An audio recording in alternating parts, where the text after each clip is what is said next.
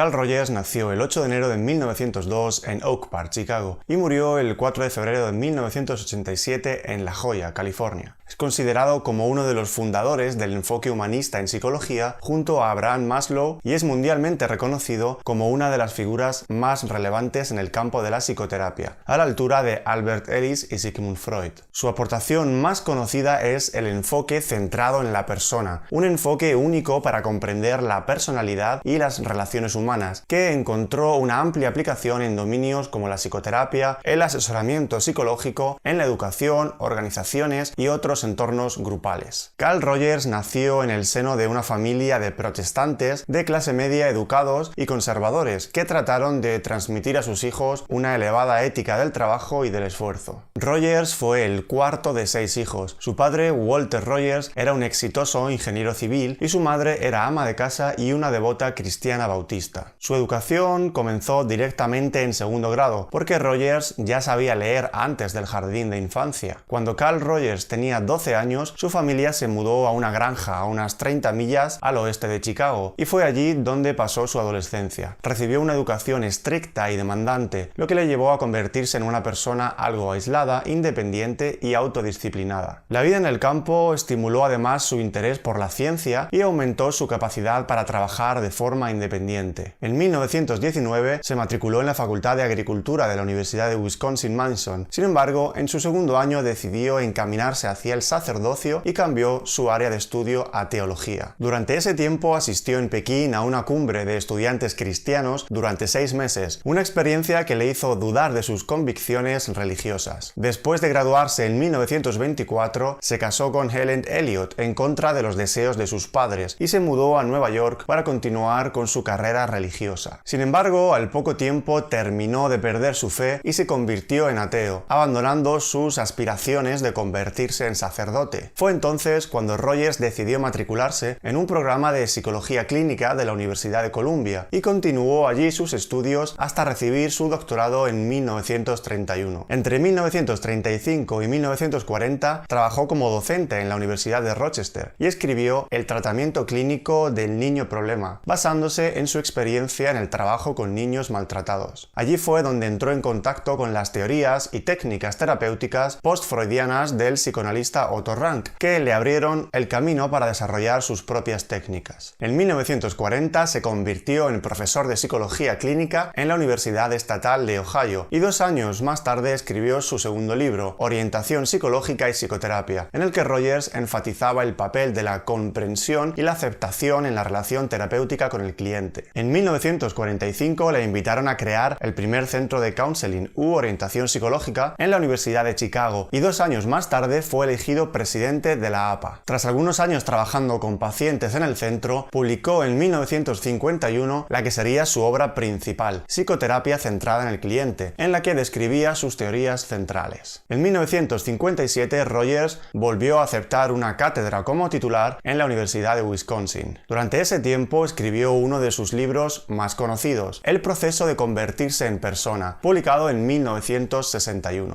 En 1963, con 62 años, abandonó la enseñanza universitaria y aceptó un puesto de investigación en La Joya, California, en un centro dedicado a la investigación. 5 años más tarde abandonó ese centro para fundar su propio instituto, el Centro para Estudios de la Persona, que ha sobrevivido hasta nuestros días como el centro neurálgico oficial de las tesis rogerianas. Allí ejerció como terapeuta, como conferenciante y como escritor hasta su muerte en 1987. La teoría de Carl Rogers emana principalmente de su experiencia clínica directa con pacientes. Se trata de una teoría de gran riqueza y madurez, con una estructura lógica sencilla y de gran aplicación, y con influencias humanistas, existencialistas y fenomenológicas. Carl Rogers, al contrario que Freud, concebía la salud y la bondad como cualidades naturales del ser humano, y la enfermedad y la maldad como desviaciones de esa tendencia. La teoría de Rogers se construye sobre su idea de la tendencia actualizante. Esta sería una fuerza motivadora que poseen todas las formas de vida que les empuja a desarrollar su potencial lo máximo posible. Rogers creía que todas las criaturas se esfuerzan por hacer lo mejor de su existencia. Si no lo hacen, no es por falta de deseo. Según Rogers, todos los motivos, sean del nivel que sean, responden en última instancia a esta fuerza que nos impulsa a vivir la mejor vida que podamos. somos. Además, Rogers presuponía esta fuerza a todas las criaturas vivas y no solo a los seres humanos, como hacía Maslow. También aplicó la idea además a los ecosistemas y defendía que un ecosistema como un bosque, con toda su complejidad, tiene un potencial de actualización mucho mayor que un ecosistema simple como por ejemplo un campo de maíz. Si un gusano se extinguiera en un bosque, dice Rogers, es posible que hubiera otras criaturas que se adaptarían para llenar el vacío. Sin embargo, si una plaga atacase a la cosecha de maíz, ésta se vería reducida a polvo. Lo mismo ocurre con el ser humano, según Rogers. Cuando desarrollamos nuestro potencial, nos volvemos cada vez más complejos como el bosque y por tanto seguimos siendo flexibles ante los pequeños y grandes desastres de la vida. La sociedad y la cultura, dice Rogers, surgieron gracias al desarrollo del potencial humano. La cultura tiene sin embargo tanto peso que puede convertirse en una fuerza por sí misma e interferir en nuestro proceso de actualización a la vez que puede ayudarnos a prosperar. Rogers creía que las personas y el resto de los organismos saben de alguna manera lo que es bueno o beneficioso para ellos. Y una de las muchas cosas que los humanos valoramos instintivamente como buenas, dice Rogers, es la consideración positiva, que es el término general bajo el que Rogers engloba conceptos como el amor, el afecto, la atención, la nutrición, etc. Y por ende, otro aspecto importante es la autoconsideración positiva, es decir, la autoestima, el valor propio o una imagen positiva de nosotros mismos. Rogers defendía que para que las personas desarrollen esta autoconsideración positiva era necesario que recibiesen una adecuada consideración positiva, amor, cariño, atención a lo largo de sus años de crecimiento. Sin esta autoconsideración nos sentimos pequeños e indefensos y no nos convertimos en todo lo que podemos ser, no alcanzamos todo nuestro potencial. La sociedad, sin embargo, tiene el poder de impedir que las personas desarrollen su sentimiento de valor propio, poniendo condiciones difíciles o imposibles de cumplir para obtener esa consideración positiva. Además, esta lógica viene a veces implícita en la educación. Nos dan un dulce si nos comemos todas las verduras o nos dan amor y atención si nos portamos bien o como ellos esperan. Esto nos lleva a crecer creyendo erróneamente que nuestro valor depende de cumplir algunos requisitos previos y que si no los cumplimos no tenemos ningún valor ni tampoco lo merecemos. A esto es a lo que Rogers llama la consideración positiva condicional. Por tanto, las personas que crecieron en un ambiente de consideración positiva incondicional tienen la oportunidad de desarrollar su potencial completamente, mientras que las personas que crecieron en un ambiente de respeto positivo condicional o condicionado solo se sienten dignas o valiosas si cumplen con las condiciones impuestas. Además, puesto que esta consideración positiva es necesaria para crecer sanos, haremos lo que esté en nuestras manos para conseguirla, aunque se trate de adoptar formas que vayan en contra de nuestros instintos organísticos o de nuestra tendencia actualizante. Con el tiempo, este condicionamiento nos lleva, por tanto, a desarrollar una autoconsideración positiva condicional, es decir, una autoestima que depende de cumplir las expectativas que la sociedad y los demás nos imponen. Comenzamos a gustarnos a nosotros mismos solo si cumplimos con los estándares que otros nos han marcado, en lugar de si realmente estamos actualizando nuestros potenciales. Y dado que estos estándares se crearon sin tener en cuenta que cada persona es diferente, la mayoría de las veces nos encontramos incapaces de cumplirlos y por lo tanto no podemos mantener ningún sentido de autoestima. Rogers distinguía entre dos formas del yo. Por un lado tenemos el yo real, que correspondería con lo que esencialmente somos, con nuestras virtudes y defectos. Este sería el yo relacionado con el desarrollo de nuestro potencial. Y por otro lado estaría el yo ideal o inalcanzable, que se basa en todas las exigencias que aceptamos sobre cómo deberíamos ser para tener valor y ser dignos de felicidad. Es por tanto la parte del yo que llevaría al sufrimiento, puesto que por definición estas características son inalcanzables. De hecho, a la brecha o distancia entre el yo real y el yo ideal, es decir, entre el yo soy y el yo debería ser, Rogers le llamaba incongruencia. Cuanto mayor es esta brecha entre el yo real y el yo ideal, más incongruencia y por tanto mayor sufrimiento, notándose en estas ideas la influencia directa de la psicoanalista Karen Horney. A este fenómeno de estar fuera de sintonía con uno mismo es esencialmente a lo que Rogers llamaba neurosis. Cuando nos encontramos en una situación en la que percibimos esta incongruencia entre nuestro yo real y nuestro yo ideal, experimentamos un sentimiento de amenaza y esto nos produce ansiedad. Por ejemplo, si te han enseñado a sentirte un fracasado si no sacas buenas notas y sin embargo no eres realmente un gran estudiante, entonces los exámenes se pueden convertir en muy amenazantes y productores de ansiedad. La ansiedad es una emoción que nos prepara para un hipotético peligro y nos llena de energía para afrontarlo. La solución más fácil sería salir huyendo, pero como eso no suele ser una buena opción en la vida, en lugar de correr físicamente, corremos psicológicamente. Utilizamos lo que en psicología se conoce como mecanismos de defensa. Las defensas que propone Rogers son muy similares a las de Freud, pero Rogers únicamente contemplaba dos mecanismos de defensa, la negación y la distorsión perceptiva. La negación de Rogers, al igual que la de Freud, consiste en bloquear o evitar la situación amenazadora por completo. Por ejemplo, en un examen puede ser evitar hacerlo o negarse a ver los resultados. Además, incluye lo que Freud llamó la represión, o tratar de expulsar de la conciencia toda expresión de deseos, sentimientos o fantasías inaceptables y amenazantes. Y en segundo lugar, la distorsión perceptiva consiste en reinterpretar la situación en nuestra mente para que parezca menos amenazante. Es muy similar a la racionalización de Freud. Además, sirve para inventar excusas que justifiquen una conducta frustrante o una situación inaceptable, como cuando un estudiante dice que ha tenido mala suerte o que el profesor es muy malo para justificar sus malos resultados. El problema es que cada vez que una persona emplea uno de estos mecanismos de defensa, aumenta la brecha entre el yo real y el yo ideal, y se perpetúa el sufrimiento. Estas personas se vuelven cada vez más incongruentes y perciben las situaciones cada vez como más amenazantes, desarrollando cada vez más ansiedad y más defensas. Un círculo vicioso del que se puede hacer difícil salir sin ayuda. Además, Rogers pensaba que la psicosis se produce cuando las defensas de una persona están totalmente abrumadas y su sentido del yo se rompe en pequeñas piezas desconectadas. La persona pierde la consistencia en sus comportamientos y en sus palabras. Sus emociones pueden ser inapropiadas y pueden incluso perder la capacidad de diferenciar entre el yo y el no yo, y volverse desorientados y pasivos. Al igual que Maslow, Rogers centró gran parte de sus esfuerzos en describir el prototipo de persona sana y que está desarrollando adecuadamente su potencial, a las que llama personas plenamente funcionales. Las características de estas personas son una apertura creciente a la experiencia que lleva a estas personas a alejarse de las actitudes defensivas y a no emplear mecanismos de defensa. Un estilo de vida cada vez más existencial. Consiste en vivir cada momento plenamente, sin distorsionarlo para adaptarlo a la personalidad o al autoconcepto, sino permitiendo que la personalidad y el autoconcepto emanen de la experiencia. Esto se traduce en entusiasmo, audacia, tolerancia, espontaneidad y falta de rigidez, y sugiere una base de confianza.